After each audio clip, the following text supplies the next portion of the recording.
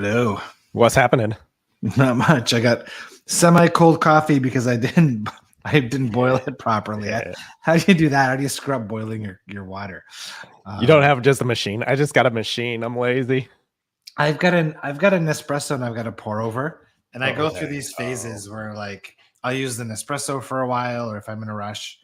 But when I'm going to take the time and sit down and have a nice coffee, then I use the pour over, and I don't know, the kettle must have shut off early or something. Because do you have like a really expensive grinder?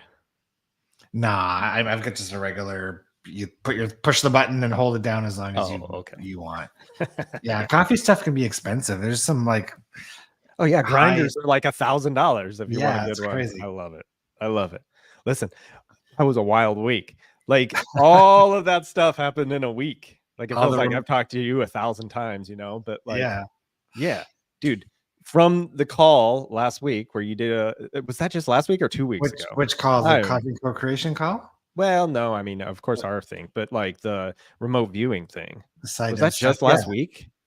Yeah, dude. On here, I know we've got like we have a team of 15 people who are all. I don't know how many people are in it now. There's like 5 more who joined yesterday. Is it exclusive? I didn't know if you can invite people or how that works. Yeah, we're still figuring that out. Right now, it's for people who are in the Breakthrough Club or School of Expansion, because I didn't want it, and that's more to kind of like a filtering process. I want people who are committed and are ready to practice every week to really improve their skills, rather than just have, handfuls of people coming in and going out all the time. Well, it was so wild how many people got it right.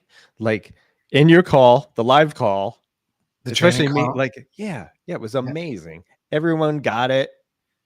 Like in the group, we've done a few extra ones. Everyone's gotten it. It's really cool. Yeah, and what Nick and I have been doing the last few days, which has been really helping a lot, is she'll just open up Instagram and I'll tell her to pick a random picture on Instagram. And then I'll just like start saying, oh yeah, it feels like I'm in a cage and all of this stuff. I'll start describing and see how accurate I can describe the image. And like 9 out of 10 times, it's pretty accurate. And it's a good way because you're getting instant feedback, right? So it really feels like it's all about fine tuning your ability to calibrate to that frequency that you need to read the data from.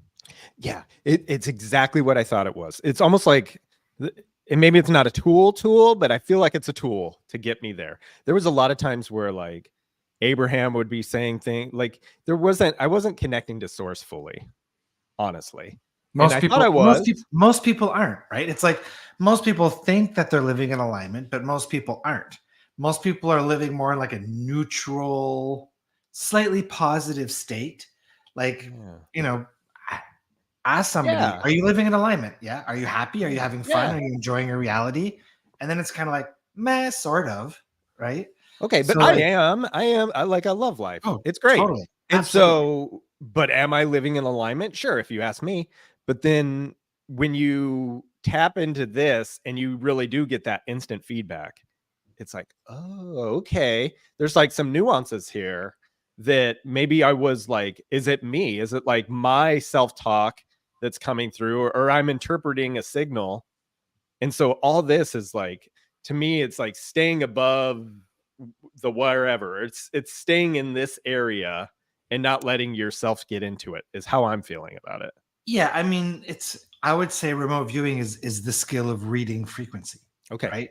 In the same way that, there would be a skill of who can smell the most correct ingredients in a soup. The skill of reading frequency is the same thing. It's just science hasn't proved it exists because it doesn't have a physical body part that maps to reading frequency, right? We know that ears read sound waves and your nose reads, I don't know, smell molecules or whatever it is, right? But science hasn't proven that we can read frequency, and it doesn't make sense to science. But the fact that you can put an object in your envelope like we did at your house, it makes no sense. And I can describe what that object is. Well, science doesn't know what to do with that. So then it's fraudulent and it doesn't make sense and yada, yada, yada. Yeah, it doesn't make sense. It's the wildest thing. But there's a lot of stuff, even in the spiritual world. I was thinking this week, somebody posted something about on Instagram. A friend posted a story, something about old souls. Like this concept of old souls doesn't even make sense because outside of 3D reality, time doesn't exist. Mm-hmm. So if time doesn't exist, there's no such thing as age. There's no such thing as old or new.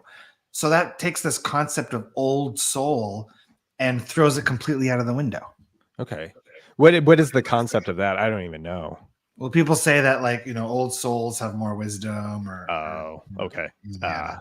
Like in general, talking about a person. Yeah. Oh, okay. I thought we were reaching some new level thing. Or that only old souls come to earth, or I've heard different things. Well, so like I recognize that. Okay, so there's when I'm thinking about the tasking number, and I'm trying to get like information about it. If I stay at this like, it's kind of like this floating like meditation level thing. If I dip below that, I start thinking about what that could be. It's a ball or it's a umbrella, it's a slide. But up here, it's just kind of like feeling there's senses, right? Like it's yellow or it smells this way or it sounds like this. But let me ask you this. I'm having like songs. Songs are floating in that level. But that's it. Like the second I input, like here I'm not in that level. Have you written the songs down? So did you do today's side dev session, the one that's due at noon today? I did. You did. Okay. I did. And did you get songs come through as you were doing that session? Yes. Yes. And did you write the names of the songs down on your page? So I got 2 weird ones today that I'm going to have to write down. This part makes no sense, but I guess I could say it. It's only 20 people watching right now. I had Octopus's Garden for some reason, and then another one's escaping me. But like these 2, like why the heck? And that's the game is it's learning to differentiate between, in the channeling we did about remote viewing on Nick and I, it was about differentiating between false data and true data. Okay. And they're saying that false data is not wrong. It's just stuff that's coming through on the path to the true data. And it's about learning how to kind of filter it out. And, the practice they gave me, what I've noticed when I remote view is like I do this thing where I clear the screen. So like I let a bunch of data in, then I go like clear the screen or drop or release, and then like it's almost like data comes in these flows in these chunks. And Anik says when she channels, and she explained this, before you and I started playing with remote viewing, that like she drops into this like place within herself where it's like emptiness and stillness and like it's like void. Right. And they told me to practice going into that space. And from that space, the data is going to start to become much more clear. So even for you, like, because you're getting it right. I wish I could show people, but like if I task you anything, I don't have it on my computer. But anyway, if I say one, like any number, you're getting it right away. Yeah. I mean, the last tasking I did was the bird cage one. And like the first thing I wrote down was bird, right? And I drew the gap between the 2 buildings, and everyone got something on that one though. That was really neat. Everyone got the cage or whatever. So okay, is there something about when you're feeling these? And I know we're writing down colors, like we're writing down details, like senses, right? Yeah. What about feelings? Yeah, I've written stuff like that down too, for sure. Okay, like, because Nick and I, one of the Instagram ones we did the other day, the target was a picture of like a rainbow and clouds, and I said the word, I'm feeling Japan, and above the picture it said that had the like location the picture was taken, and it was in Japan. Oh, that's cool, right? So like it doesn't have to be a physical aspect. Sometimes in targets you pick up stuff like it's artistic, it's religious, it's historical, it's man-made, it's modern, it's ancient. That's all valid data that comes through. So with like, do certain events or certain things, like a song even, right? Does it contain emotion? It's making me feel this certain way, right? Like I was crying my eyes out like 3 days ago. I never cry. I never get emotional. I never like even, I never care about lyrics, but Yeah. whatever it was, this song I've heard 1,000 times finally connected. And maybe Yeah. it's all this stuff. Maybe it's all this remote viewing that unlocked something for me. Yeah, I could But see that, because it's like it's shifting awareness to like more of the all there is, yeah. right? So It's like like this. it contains, like that song contains that heartbreak, right? Or like a Yeah. big event, right? It contains, like I watched a guy come out, his music's playing and he shows the camera and he's got goosebumps. And I got goosebumps watching that. Like it contained that emotion. It Yeah. contained that. Like and I'm wondering if that's the difference between us and that Stargate program. Because all those are men. I wonder if with what your program is, it's going to end up being like this bridge. Yeah, It's I going to don't know. bridge I all think, that. it's Source said in our channeling yesterday or the day before. Was it yesterday or the day before that? The big, the reason Source has guided me back to this work was not for the remote viewing itself, but for the practice of detachment. Mm. That is such an important component of remote viewing. Right? Okay, let's talk about that detachment because I'm confused a little. Okay. Detachment to me means a lot of different things, right? It could mean distraction, like I turn on a movie. That's detachment from I would say attachment to wanting to get it right. Okay. So the more Okay. you don't give a shit about how accurate your session's going to be, the better it ends up being. And that's why when we're placing these wagers, that's why when, I'm remote viewing and sports outcomes and I'm not placing any wagers, and I was 100% accurate when we were doing this last month. And then every time I place a wager, even if it's just $2 and meaningless, I hit the target, but it's the wrong target. So it ends up picking the loss. And that's because for some reason there's attachment, and it's not the attachment to the money aspect. It's just $2. Sure. I think it's the attachment to me wanting to get it right and wanting to show that, not only can we predict sports outcomes, but we can wager on them too. All right. How do you get out of that mode then? Practice, right? Because if you were using this, let's say, like for my case, I want to use it. You want to use it to like see the future or like see like what I should do next. What's the next step? Like a certainty is how I like it. I don't know. I'd be interested in what everyone else is using it for. Yeah. What are Okay. you So using it for? let's ask people that are tuned in. If you were 100% accurate remote viewer and you got it right every time, what would your excitement be for remote viewing? What would you use it for? What would you use it for? I mean, for me, the best part is just, to me, it feels like a game, right? To me, it's the challenge. Like I love doing like Sudokus and like stuff that challenges me. I've always been drawn to. Like in school, I would do better in hard classes than easy classes because I would just get bored in the easy classes because they weren't challenging enough, so it didn't stimulate me. So maybe that's it, right? Is that it? Like that's why you're getting it wrong, is because now it becomes another obstacle? I don't see it as an obstacle. I see it as like cracking the code. Right, but still the same thing, right? Yeah. Or maybe that's not. Okay, so do you align your like kind of like values with that, your core values, where you're saying like you're practicing support, you want support. I think support would go hand in hand with this, right? With detachment?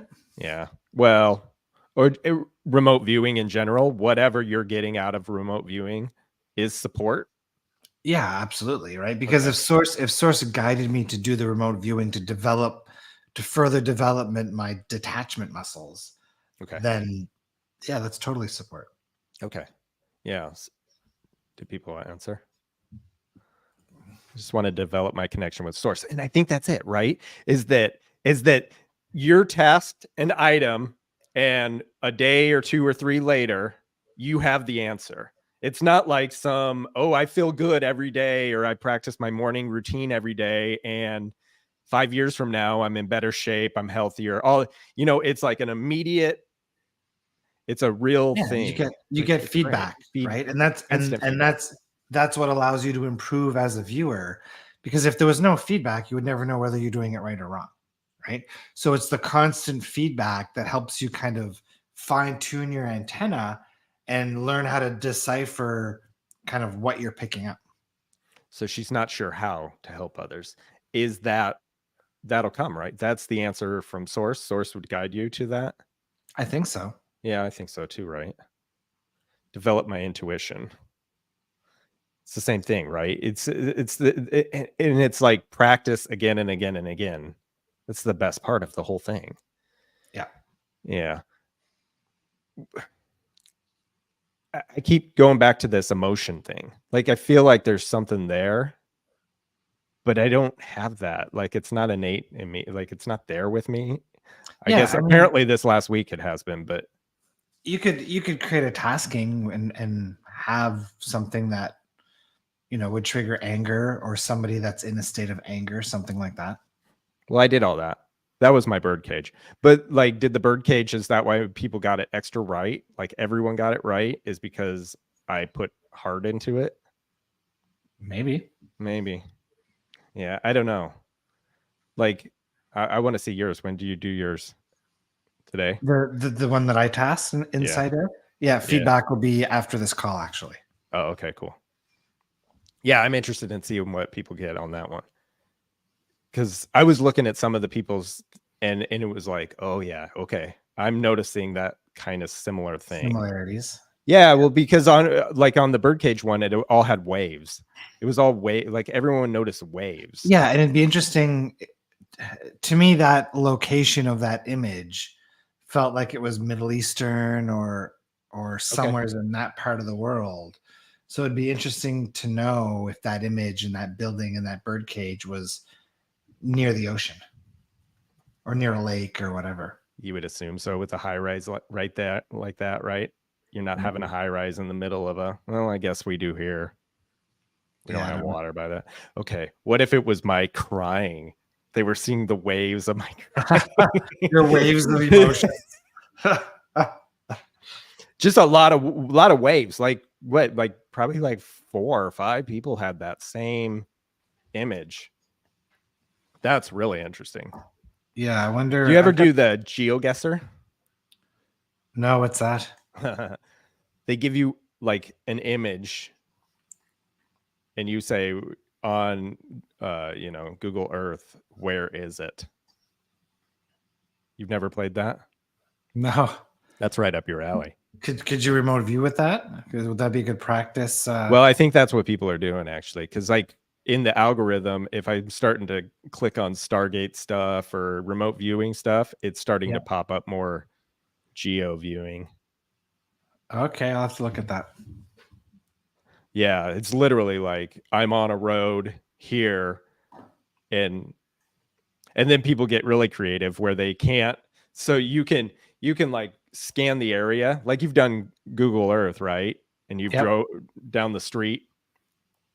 Someone selects an image and then people will do it where they can't even pan left or right. They get the one image for half a second, and then they have to guess. Okay. Yeah. Well, maybe we'll try that for one of the side dev taskings. Yeah. Yeah, I've never done it, but it's pretty cool because like they'll just watching people freak out when they get it. Cool. I want to do a YouTube channel. It'd be fun if we could do a YouTube channel around remote viewing and showing taskings and targets and results. I'm just not quite sure what that would look like yet. Okay. What do you think? Yeah, I don't know. Oh, okay. Just like basically. Like, would you pick something like, because it's always like finding kidnapped people, right? That seems to be the CIA's thing with it. Is that true? Or I mean, I think local law enforcement, some of them use psychics and stuff like that. But you were asked to do it, right?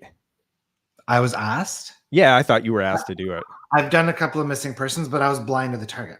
Oh. Right. And that's the important thing about remote viewing is you don't know you're viewing a missing person case. You don't know if you're viewing Mars, a missing persons, a boat, an apple on a table. You have no idea. and it's designed like that on purpose so that you're blind to the target. Okay. I asked you, like, what about a question? Could you answer a question without knowing the question? I think there has to be a frequency for you to tune into. Okay. So that's it. Like with all this stuff, you're just tapping into different frequencies. I mean, you just tap into the target number, and then whatever comes through is what ends up on the paper. So it's Okay. not the remote viewer's job to analyze the data. The remote viewer's job is simply to interpret the frequencies that are coming through from the target. Right. And so you're seeing an apple, you're not an apple, but you're seeing red, you're seeing a shape, it's all these things. And then it's like, oh, okay, well, that doesn't really answer my question, but it's the right image. Yeah. Okay. And for Okay. and when you've got a team of viewers, right, you assign the same target to the whole team. So if it is a missing persons case, if half the team members or 3/4 of the team members are saying, I can hear airplanes, feels like there's travel, feels like there's a lake, and then the other half of the viewers have random data about Alaska and everywhere else that's irrelevant, then you want to, as the analyst, you're going to look at those 5 sessions because the data correlates with all 5 of those sessions, and then you're going to go look for that missing person near an airport that has a lake. Yeah. Yeah. And again, I think that even if you don't want to do all that wild stuff, that it's a valuable, like it's really good data, like it's really good information for you to tap into. Like, oh, back in the day, like you used to think that I was meditating. I would sit still for 10 minutes and then I got this like headband thing, right? And it showed like EKG data. Yeah. Like, have you ever heard of this meditation headband? The Muse? I've got a Yeah, Muse. exactly. Yeah, the Muse, right? Yeah. And then it's like, oh, the birds aren't chirping. So I'm not in the state of meditation. I'm in a different like brainwave. Right. Like what I thought I was doing wasn't anywhere, and I had to hone and practice that. I think Yeah, that totally. this is the same exact thing, Totally. right? And Yeah, that's yeah, yeah. it, right? Like it's whatever you would want out of it. You want to build your intuition. You want to build connection to source. Yeah, That's what this is. it's learning. Even think about it. Like everybody that's listening to this call, at one point, you had to learn how to walk. Yeah. You had legs, you didn't know how to use them, and you learned how to walk. So, like, this is the same thing. You're learning how to read frequency. What do you think? Like, how much more is there for you? Like, it seems like you're so honed in. Yeah, but I want to get more detailed. I want to get to a point. I want to get to a point where anybody can just pick up an image on a phone. I can tell them exactly what's on that image. Yeah, did you see how detailed some of his drawings were on that? The Joe McMoneagle. Yeah. Insane. Did you see that with the wind farm? I've seen some pictures and books and stuff, and I'm sure they're going to show some in some of the documentaries that I'm watching. Yeah, But yeah. like, In this interview, it showed the wind, like he was tasked a wind farm. Where's the spy? They called him at 2 a.m. Where's the spy? And then it shows the picture above it, and it's like exactly the image. yeah, he's next level beyond anybody I've ever seen. And I've got theories as to why. We talked about it, you and I, earlier, about his level of detachment. That would be a big part of it for sure.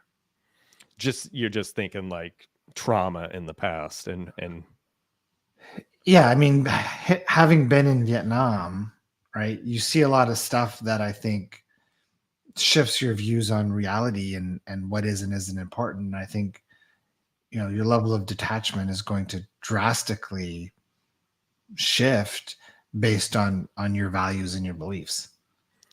Do you think you can reach that without being traumatized? You're not traumatized, at I least I think know of. Yeah, because it's a state of being. Okay. Right? So if it's a state of being, it's obviously accessible. Do you notice that with songs at all, or does anything like that creep in your head? When I'm just viewing wondering. it, Yeah, I'm wondering if I'm in the right state. don't question it. Okay, right? that's fine. So like, that's fine. Whatever's coming through is coming through, and then your job is to learn how to decipher: is this piece of data that I just received relevant to the target or not? Okay. But it's interesting because, like, for me, I really want to be able to sketch the targets. And like one of the ones, one of the Instagram images that Anik had was this like piece of art, which was like almost like stained glass. Mm. And it was just like all blue with these yellow stars. And like one of the first words I said was star. But it's like, I don't get a picture that I can draw. It's more like a nudge. I don't hear it as a word, but it's like a word that comes through. It's language, right? To me, I think it's that. It's a signal and you're interpreting it as star. Or like you said before, you would notice certain water parts and it would be not water, it'd be snow. You were speaking the different language. Like clouds, sometimes I'll get cotton. Oftentimes, and now I know that when I get the feel of cotton, that oftentimes it is clouds. Do you notice like where it's coming from? I've been playing with that. I don't know yet. I've been playing with eye positions because different eye positions access different parts of the brain. So I've been playing with different things. I mean, we've only been playing with this for a couple of weeks, right? Yeah. Listen, I still got more. I gotta keep asking though. Yeah. Okay. Like I'm seeing, like I do see I see a picture frame, a picture, right? As I close my eyes, you're viewing the world when you go in there? No, it's just like blips of data. So, for example, one of the pictures that Anik had on Instagram was like, it was like a chain link fence with a lock on it, and then like a distant background of like buildings, and it was all blurred in the background. So the only thing in focus was the chain link fence and the lock on it. Okay. And immediately the first sensation that came through was like a cage. It feels like a cage. Oh, right. And that's exactly what it looked like when you look at it. It's just, a cage and a chain link fence. Really, it's the same thing. What's the difference? Well, the difference is that a chain link fence is just one wall, where a cage, if you take 4 of those chain link fence walls and put them together, now you have a cage. Right. So why did my mind go to cage versus fence? I don't know. Right. Could you hear the city? No, I didn't pick up on the city. I picked up on some other aspects. I forget what they were now because we were just doing them out loud. Sure. Right. Yeah. Okay. And then are you how are you're clearing right away? You're practicing your clearing is what you're doing? Yeah. So like I just say to myself, like drop or like clear the screen, or like, because what I notice is like accurate data doesn't come through as like a constant flow of accurate data. It's like little millisecond flashes of data. And that's how you can kind of tell that it's not the mind data, because it feels different the way it comes in. Is it loud or is it like a whisper? I'd say closer to a whisper. Okay. I would say it's all the same, but it's almost like you have to be in that meditative grounded state in order to pick it up, because it comes in and goes so fast. And it's not you. Well, that's what I'm learning to decipher. Right. Okay. So the more I do it, and that's why I love this Instagram game, because Nick and I can go through 5 targets in half an hour. Sure. Yeah. I was recognizing though, like, okay, when you notice like cotton balls and it equals clouds, how much of that are we doing like throughout the day? Whereas like I have this feeling of like I should be doing something different in this moment. But maybe I'm misinterpreting that just over years of like every time I get that impulse, I act a certain way. But maybe that was the wrong way the whole time. Like, do you think there's that's never what it is? there's never a wrong way? Not wrong. You know what I'm saying? Right? It's like if I reacted differently, if I turned anxiety into excitement, right? Yeah. I feel anxious, and back in the day I would coil. Now I'm excited or whatever it is, right? To reinterpret that. Yeah, I'd say that's a positive thing. Okay, cool. Okay, Reno. No one's got a single question about any of this. How's everybody doing out in the internet land anyway? Anybody else playing with remote viewing or having fun with their their connections to source. Do you feel like you're like jumping in both feet with this? With the remote viewing? Yeah. I mean, you got so many projects. Yeah, I mean, it's good to have a lot of projects, right? For me right now, part of my highest excitement, they told me in our last channeling, Anik and I, that they want me to practice connecting to that same void that Anik connects to when she channels. Okay. So that's kind of, I think my focus for the next week or two is exploring the concept of detachment and then playing with that meditative state. Is it just emptiness? It's more like a stillness. Like, I like the word still point. Joe Dispenza has a word for it. I forget what it is. But it's almost like you drop into this place. It's like the void. Maybe that's what he uses, the void. But it's like this centered place where there's like nothing else there.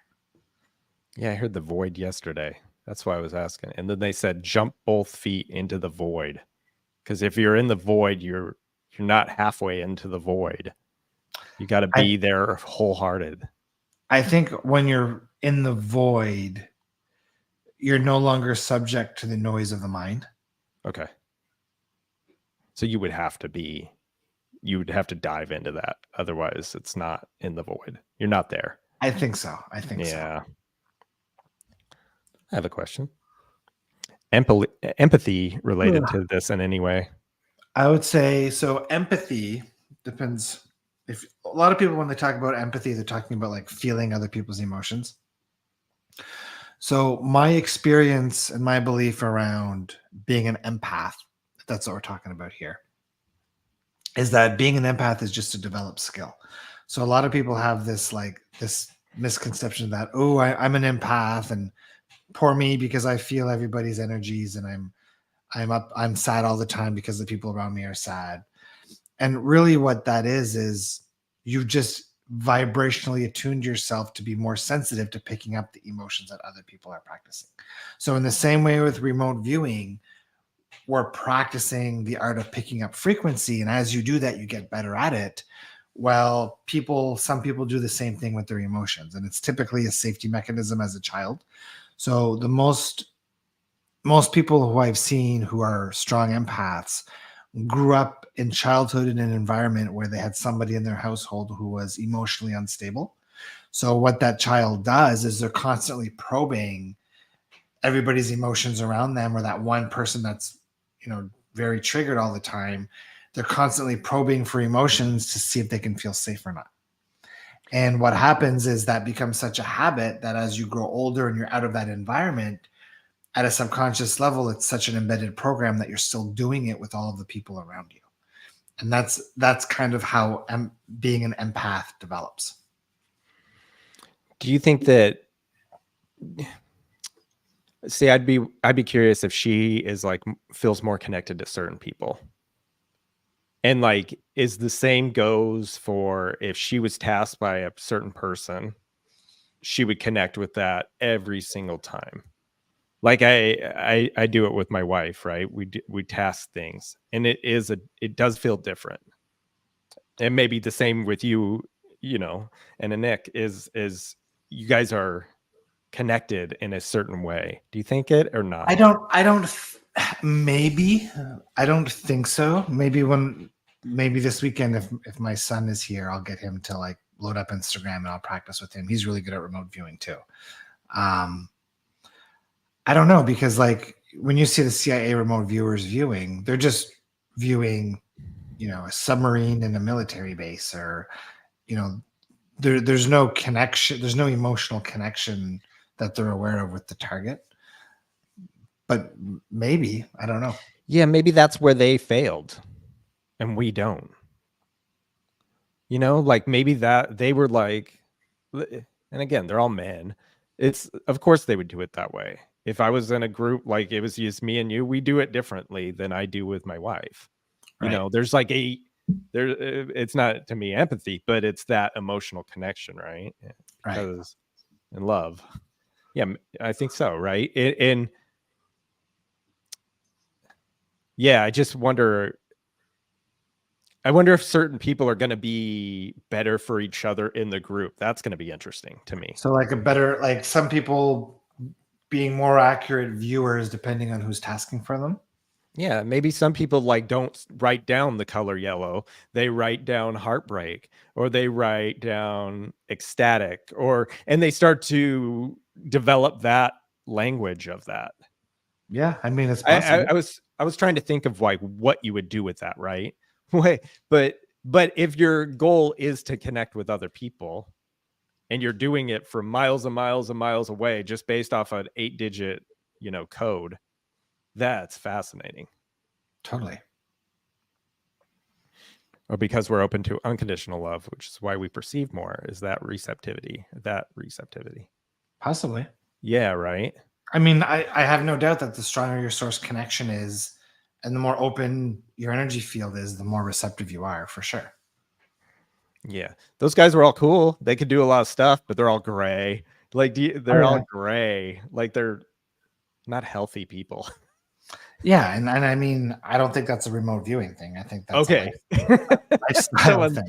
No, I just thought that's what makes good remote viewers, is the ones that drink lots of alcohol. Yeah, I mean, when you've been, to Vietnam and you've seen a lot of stuff, yeah, that's, that takes a toll. I love the feedback from it. It feels like I'm building my intuition muscle. Yeah, that's exactly what you're doing when we're doing these practice sessions. So you were also advised to just like be with it and have fun with it, right? Have you thought more about that? Having fun with the remote viewing? Yeah. I'm already having fun with it. Okay. Do you feel like that was just advice that you were like, yeah, source, whatever?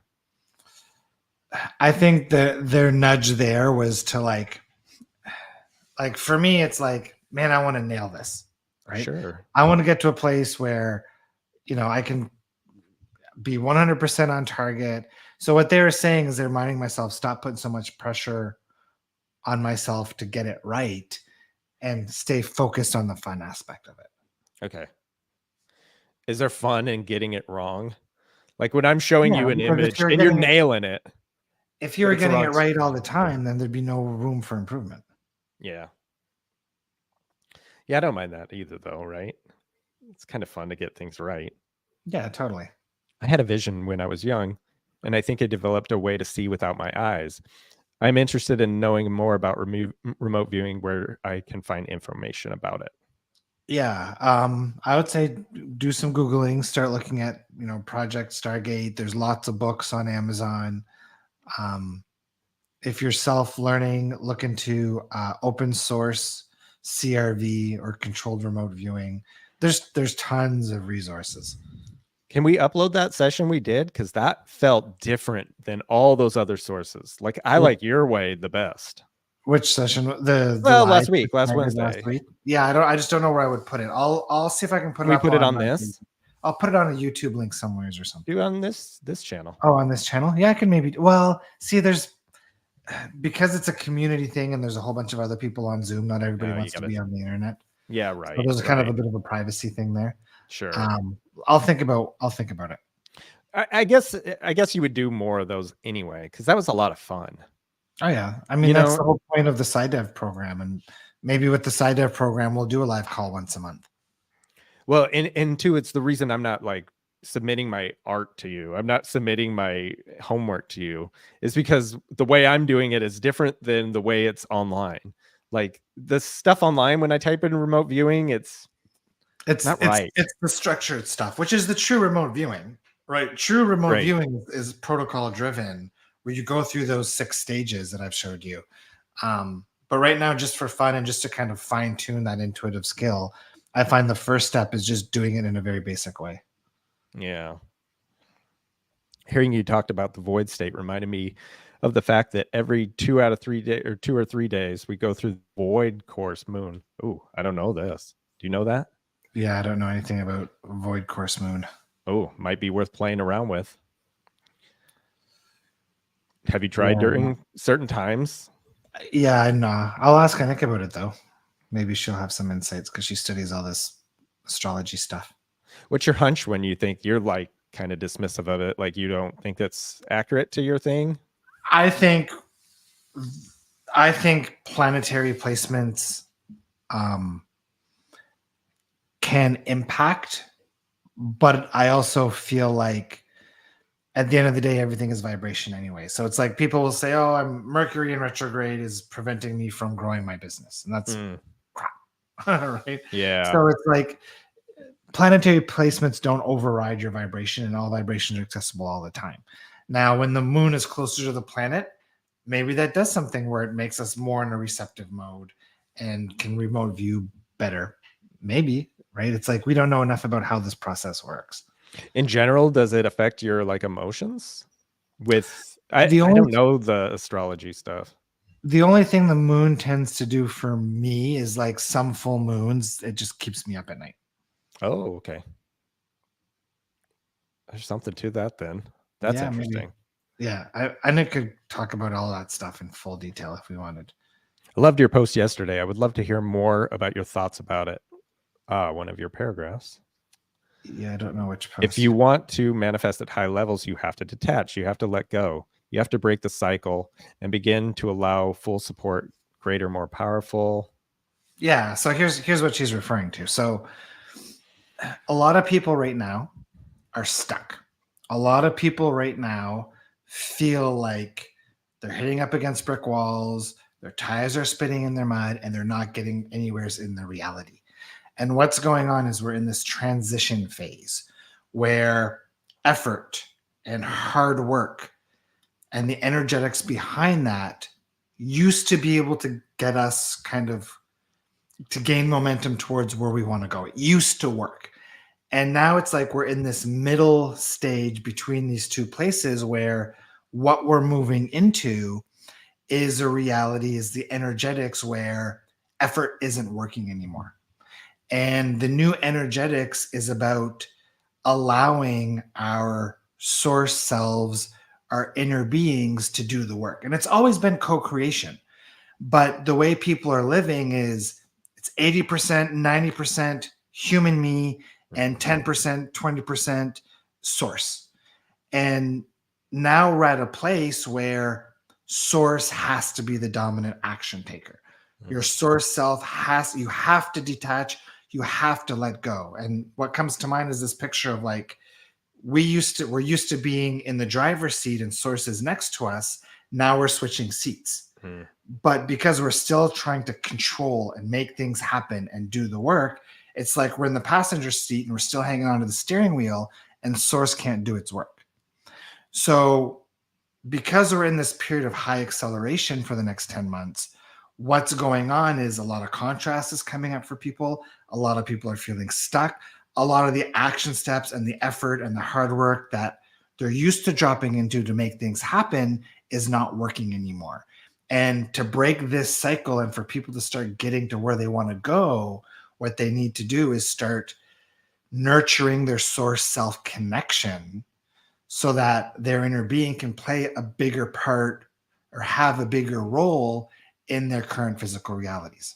Do you hear that all that advice for yourself, even like when you're wanting Absolutely. to perfect it? You're perfecting it though. It's not just perfection. Like for me, if I look at my last 2 years of what my physical reality experience has been like, it has not been about external forward movement. It's Okay. been all about internal expansion, internal growth, internal awareness, right? Which is what it's meant to be about. And the realization is that for that external reality, forward movement and acceleration that people are looking for, it's a new way to manifest. It's a new way of being. And it really comes down to integrating with your source self and learning how to do that at a deeper level. With your day, like how much are you doing that? You're doing it all day, right? I'm not doing it enough. Okay. Still, you're not. Okay. Yeah. So like, I'm now meditating every day, but now like I got to practice better detachment, right? Which is what was in that channeling a couple of days ago, right? It's all about reaching next levels, but all that next level reaching for has to come from internal shifting. What does the rest of your day look like if you just go, you take the wheel? it's still following impulses, right? But Okay. it's from a different energetic space. So like on the live call yesterday, somebody was talking about how they're trying to manifest a house in Portugal. Okay. And they said, well, I think about it all day, every day. Well, Mm. that's not detachment, right? And most people who are struggling with finances, they're constantly thinking, how do I figure this out? How do I make more money show up? What do I do? Where's my clarity? What action do I take? Right?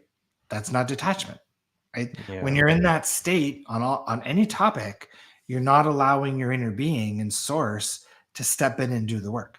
You're activating the vibration of absence of desire, and by being stuck in that vibration, you're muddying the energetics so that external forward movement can't happen.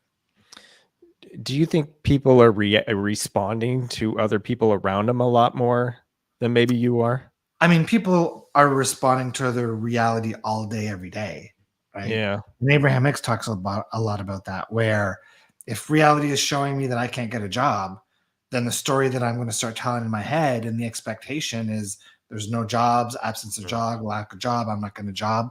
So on the canvas of future reality, you're just painting more of that shit, right? Yeah. That canvas, you don't paint it with paintbrushes, you paint it with the vibration you're putting out.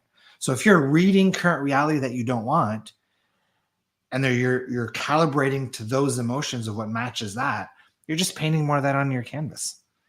How would you detach from that? Like you just drop down into your heart and see what impulse happens? Because Yeah, that so sounds terrifying. one of the detachment techniques, and this is the one that they told me to practice yesterday, was something I was doing over the summer, which was seeing human Nick from a third party vantage point. Okay. Right. And when you step out of your human self and step into your source self, then like the feelings of lack go away. The overflow becomes present, right? The compassion for yourself is there. So that's the practice they wanted me to do more of. Yeah, that's great. In my case, it feels so uncomfortable when when I effort to make things happen. Exactly. Right. But it's so easy to fall back into that habit of, the scarcity leads to fear, and our automatic response to fear is to go back into effort. You can get it with success. You can have that same scarcity with success. It's like, I don't want to lose this. I did something totally. right. What did I do right? Like, and then trying to overanalyze it. Yeah. Listen, I don't know. That might be it for today, right? I don't know. Any comments, any questions from the audience, from the chat windows? That was the entire, everything I just described about, we're in this transition period to allow source to be more of a player in our realities. That was the entire topic of the Breakthrough Club last night or yesterday. And I'm very, very confident that that's going to be the topic for today's channeling in the School of Expansion too. It's so good. That part is like, is it just as simple as just like going with the impulse? I mean, that's how I live. Yeah. Yeah. But for me, the bigger, for where I'm at in my evolution, it's about following impulses, but also following them from that state of detachment. Does it, do you notice like you're bouncing back and forth, or does that like subside? It depends on the day. Some days Okay. it's bouncing around. Other days it's focused on one thing all day. Okay. But in general, it's moving you in a forward direction, you would say? I think everything is moving us in a forward direction. I think the bigger question is how quickly do I allow myself to move forward? Right. Okay. So when you're not, when your vibration's not shifting, your reality is not changing. Right? You're still exactly where you need to be, but you can't move to the next thing until you get out of the current thing, what you're meant to get out of it. Yeah, part of me wants to like get a little reward for that, like some validation or some like even like a thumbs up, you're doing it. And I think that's where the remote viewing is. It's like it's the same approach as my day. And then it's like, oh, you got it right. Or you got this part right, Yeah. Curious to know, how do you not think about that thing you want to, or you don't want to think about, but you can't help thinking about? explore the reason why you can't let it go, right? So there's a when you're obsessed with a circumstance in reality, there's some kind of emotional dependency on that circumstance. You're giving your power away to that circumstance in order to feel the way you want to feel. Because everything we desire in reality, the reason we desire that thing is because we believe that thing is going to grant us an emotional state. Mm-hmm. Right? So it's about identifying, okay, what's the emotional state that I'm seeking in this desire? And then it's about learning to fuel it for yourself. And once you fuel it for yourself, then that dependency on that external thing goes away. Okay. I've been noticing that in my life. I find detachment versus distraction to be a bit challenging. And that's what we were talking about yesterday, how it's like just subtle. Yeah. And the problem with distraction is, and distraction's a big problem, is like people aren't going within, and they're not nurturing their source connection and their vibration because they're constantly being distracted by external reality. What if you're like trying to distract yourself? Like we were talking about it yesterday with there's like some like low vibration distraction, not wanting to get out of bed and not, it's depression almost. Or there's dancing or whatever, right? Like a very high vibration thing gives you an aha moment. And there can even be like keeping busy distraction, right? Because there's some people, they just find a million different things that they need to get done, right? And that's an escape to just sitting with themselves, because for some people, sitting with themselves is so uncomfortable because the stuff that wants to get processed is trying to come to the surface. They would rather just keep themselves busy all the time. Do you think that it's the same thing in all levels, but it's just a matter of like how you want to feel, what vibration you want to be in? Yeah, like, so for me, like, I can sit with myself just fine. I have no problem just sitting in stillness, but I should do it way more. Right? And part of the reason that I don't do it is because, like, I'm excited to go create. Like, I've got people have been begging for another Abraham-Hicks remix audio, and like, I'm busy putting that together, and I'm busy working on this, and I'm busy working on some Facebook ads, and I'm busy writing emails, and like, there's so many things in physical reality that I could be doing and that I'm working on. It's distracting me from that nurturing the vibration element, which is more important than all of it put together. So in your case, you're saying the distraction is bad. I mean, not bad. You hate bad. You hate bad. But it's like, I could easily fill my day with activities. Remote viewing, making music, working on the business, hiking in the woods. And it's like, I know that source is nudging me to take more time to be in stillness. Oh. You don't maybe like it because it's just kind of a neutral feeling?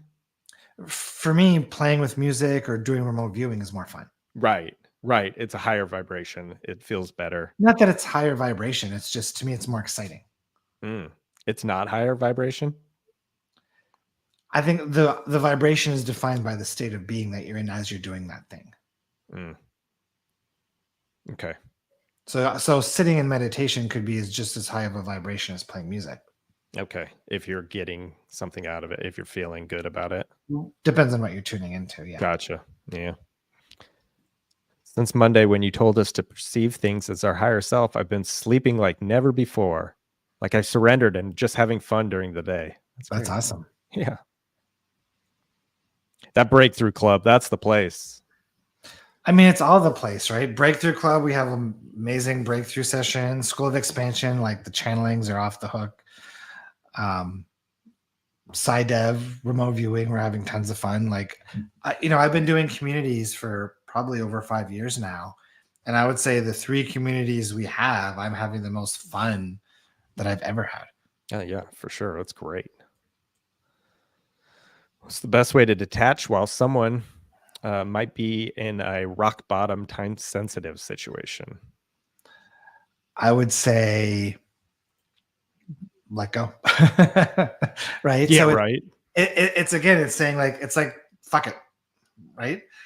It's when people are in that circumstance, it's like they're constantly in this mind chatter of like, I need to figure it out. I need to figure it out. And when I go back and look at the most significant contrast that I've had in my reality over the last 3 or 4 years. One of them specifically, I was pushing against it for 6 months, trying to solve it for 8 months, with one of my kids. And it was when I said, just fuck it, that it started to sort itself out. There's a documentary on Netflix. I don't remember exactly what it's called. Something like The Biggest Little Farm or something like that. And it's about some guy who buys this small commercial farm, and there's all these different elements to the farm. And one part's broken and he fixes that, but then it breaks something else. And then he fixes that and it breaks something else. And then near the end of the movie, he just says, fuck it. And he just lets it all go. And all of a sudden, everything started balancing itself out, and everything solved itself. Right. And it's the perfect analogy for reality. So again, it's like when we're so attached to outcomes, it's probably, as a human, it's one of the hardest things to do is to let go. Right. But I think it's about working through the fears and working through the emotions that circumstance is meant to show us, because everything that's happening is still happening for us. Yeah, that's really good. Listen, I think that's enough for today. That's too much. That's a wild thing. Yeah, that was a lot of content. Right? That's really good. Yeah. I'm gonna go take a nap. I know. I gotta go walk or something. Awesome. All right. Great episode. Thanks for showing up, everybody. Glad to have you here. And we'll see y'all next week. Bye, everyone. See ya.